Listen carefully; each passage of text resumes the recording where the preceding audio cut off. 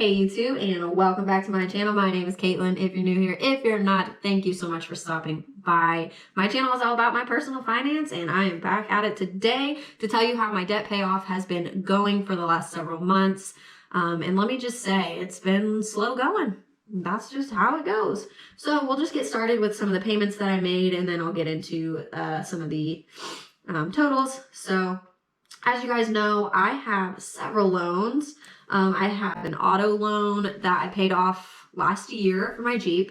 I have 3 student loans and an additional auto loan that is still in progress. I bought my car in February, so still working on that one.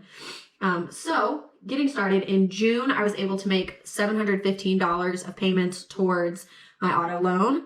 Obviously, I'm not paying student loans, and I might get into that here in a bit, but first we'll go through the numbers. So July, I only made $490 in payments. July was a 3 paycheck month, and I really prioritized emergency fund savings. So only $490 went to the car. $290 was the minimum payment, and then an additional $200 went in there. In August, I was able to make $340 in payments, so $290 plus $50. Again, August, I think I spent quite a lot in August and ended up choosing not to put a whole lot extra in there. That was also when we paid for our vacation, so it is what it is. September, I was able to climb back up a little bit, and I put $290 in plus $310, which was a total of $600 in payments. So between these several months, not doing too shabby, always making more than the minimum payment at least. So I'm happy with that. That brings me to a year-to-date total paid in of $5,625.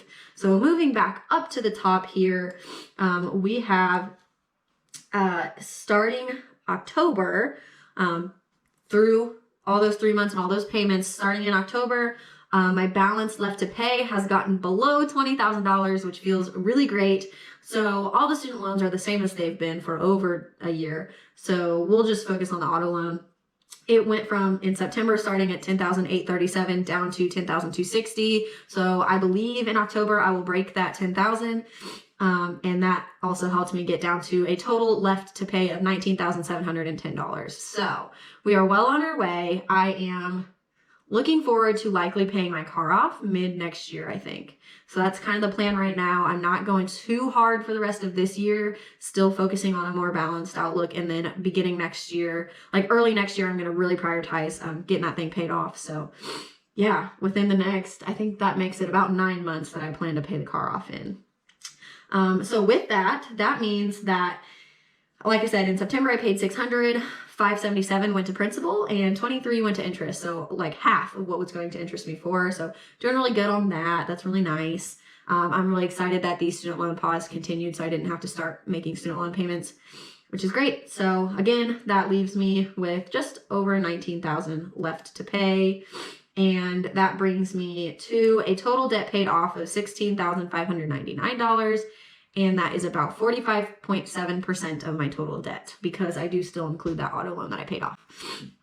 So that is cool. So anyway, that is all I really have to say on the debt payoff update. However, as you guys are surely aware, there has been quite a lot of talk of student loan forgiveness. So I thought I would give you a rundown of what that's probably going to look like for me, fingers crossed.